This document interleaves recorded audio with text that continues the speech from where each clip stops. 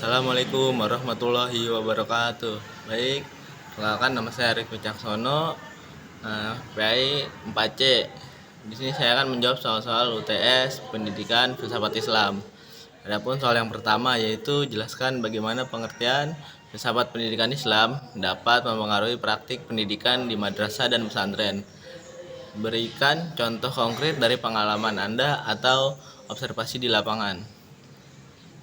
Baik, adapun menurut Hasan Lagulung, filsafat pendidikan Islam memberikan arah dan tujuan yang jelas terhadap pelaksanaan pendidikan umat Islam, sehingga mencerminkan ideologi kehidupan dalam masyarakat Muslim. Filsafat pendidikan Islam menekankan pembentukan insan kamil, yaitu individu yang sempurna dalam aspek spiritual, intelektual, dan moral. Di madrasah dan pesantren, tujuan ini diwujudkan melalui pengajaran yang tidak hanya fokus pada ilmu pengetahuan umum, tetapi juga pada pendalaman ilmu agama dan pembentukan karakter yang mulia. Adapun contohnya yaitu seperti mengajarkan pendidikan Islam yang mendalam seperti Al-Quran, hadis, dan fikih. Mengajarkan siswa tentang nilai-nilai Islam seperti kejujuran, kesabaran, dan keadilan. Dan dengan demikian, filsafat Islam mempengaruhi praktik pendidikan di madrasah dengan cara mengintegrasikan nilai-nilai Islam dalam kurikulum, menggunakan pendekatan yang berbasis pada Al-Quran dan hadis. Dan adapun soal nomor 2 yaitu bandingkan kedudukan filsafat pendidikan Islam dengan filsafat pendidikan Barat. Apa saja kelebihan dan kekurangan masing-masing dalam konteks pendidikan di Indonesia. Adapun filsafat pendidikan Islam yaitu berlandaskan pada Al-Quran dan hadis, menekankan integrasi antara ilmu pengetahuan dan nilai-nilai spiritual. Tujuan utamanya adalah membentuk individu yang tidak hanya cerdas secara intelektual, tetapi juga memiliki akhlak yang mulia dan kesadaran akan tanggung jawab kepada Allah Subhanahu wa taala. Pendidikan dalam Islam dipandang sebagai proses holistik, yaitu yang mencakup pengembangan aspek jasmani, rohani, dan intelektual manusia. Dan adapun kelebihan dan kekurangan dalam filsafat pendidikan Islam, yaitu kelebihannya integrasi nilai spiritual, yaitu menekankan nilai-nilai moral dan spiritual yang kuat, membentuk karakter peserta didik yang berakhlak mulia. Dan kekurangannya yaitu adaptasi terhadap perkembangan zaman, tantangan dalam mengintegrasikan ilmu pengetahuan modern dan teknologi tanpa mengorbankan nilai-nilai tradisional Islam. Dan adapun filsafat pendidikan Barat, yaitu filsafat pendidikan Barat sebaliknya. Filsafat pendidikan Barat berkembang melalui berbagai aliran pemikiran seperti progresivisme, esensialisme, perennialisme, rekonstruksivisme, dan eksistensialisme. Secara umum, pendidikan Barat cenderung menekankan rasionalitas, empirisme, dan pemisahan antar ilmu pengetahuan dan agama. Tujuan pendidikannya seringkali berfokus pada pengembangan keterampilan individu untuk mencapai kesuksesan material dan adaptasi terhadap perubahan sosial. Dan adapun kekurangan dan kelebihannya, yaitu kelebihannya penekanan pada rasionalitas dan ilmu pengetahuan yang mendorong perkembangan sains dan teknologi serta pemikiran kritis.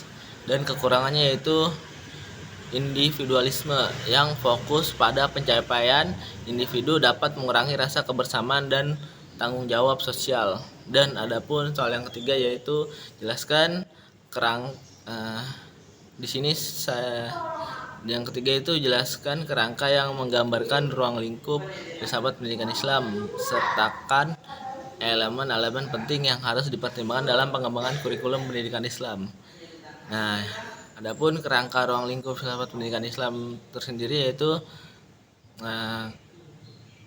tujuan pendidikan Islam adalah tujuan yang menetapkan sasaran akhir dari proses pendidikan yang selaras dengan nilai-nilai Islam, seperti pembentukan insan kamil yang bertakwa kepada Allah dan berakhlak mulia. Dan adapun hakikat manusia dalam pendidikan Islam, yaitu memahami manusia sebagai makhluk ciptaan Allah yang memiliki potensi untuk berkembang secara jasmani, rohani, dan intelektual, sehingga pendidikan diarahkan untuk memaksimalkan potensi tersebut. Dan adapun kurikulum pendidikan Islam yaitu merancang kurikulum yang mengintegrasikan ilmu pengetahuan umum dan agama dengan mempertimbangkan relevansi materi terhadap kebutuhan zaman dan tetap berlandaskan pada ajaran Al-Quran dan hadis. Dan adapun elemen-elemennya yaitu yang mencakup landasan religius, yaitu kurikulum harus didasarkan pada nilai-nilai Islam yang bersumber dari Al-Quran dan hadis.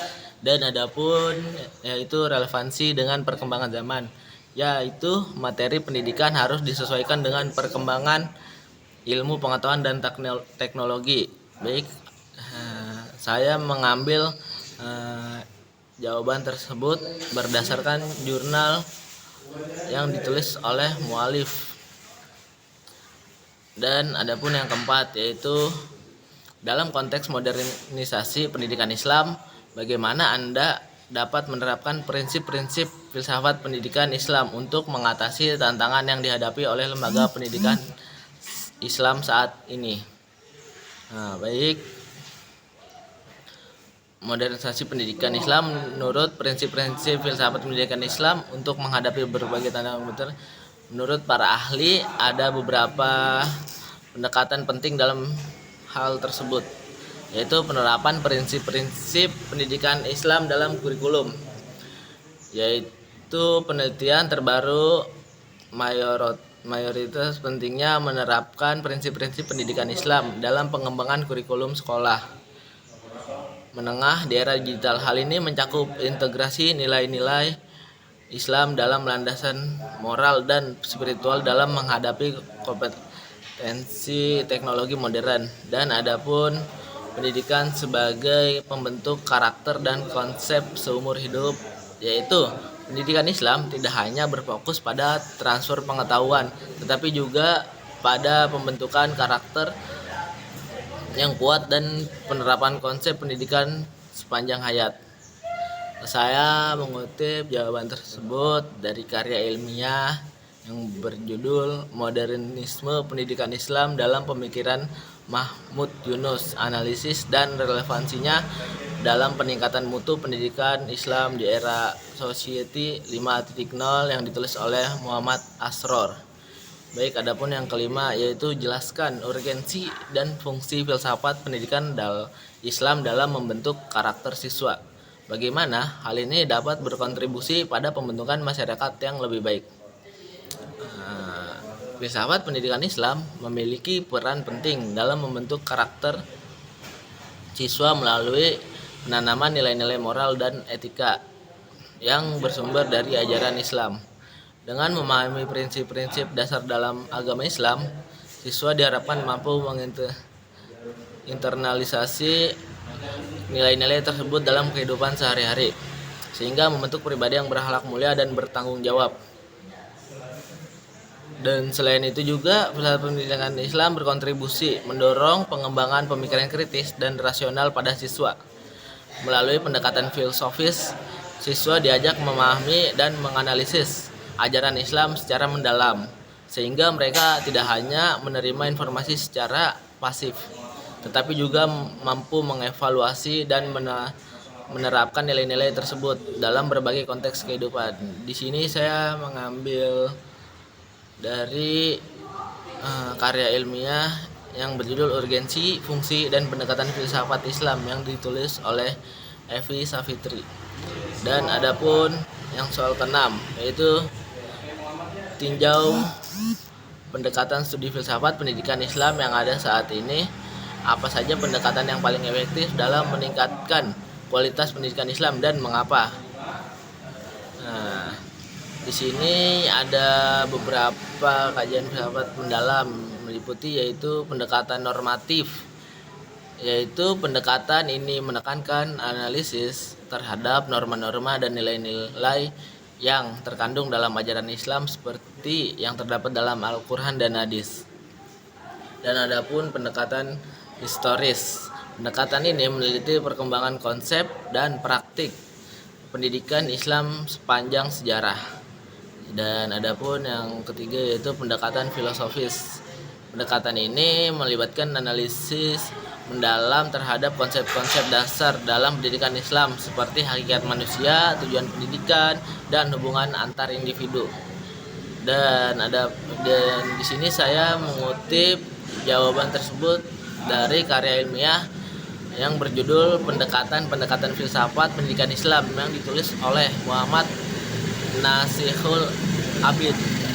Dan adapun hal yang ketujuh yaitu jelaskan rancangan program pendidikan yang akan Anda buat yang mengintegrasikan hakikat manusia dan hakikat pendidikan dalam konteks pendidikan Islam. Ada apa saja komponen utama yang ada dalam program tersebut.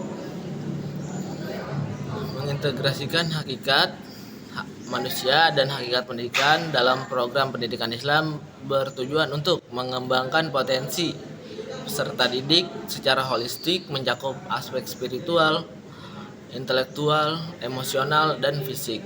Hakikat manusia dalam Islam dipandang sebagai makhluk yang memiliki fitrah suci, akal, hati nurani, dan nafsu yang semuanya perlu dikembangkan secara seimbang melalui pendidikan.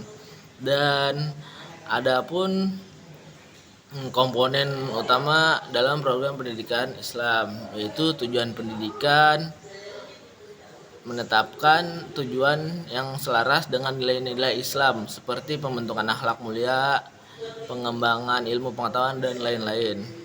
Dan adapun yang kedua yaitu peserta didik, memahami bahwa setiap peserta didik memiliki potensi unik yang harus dikembangkan.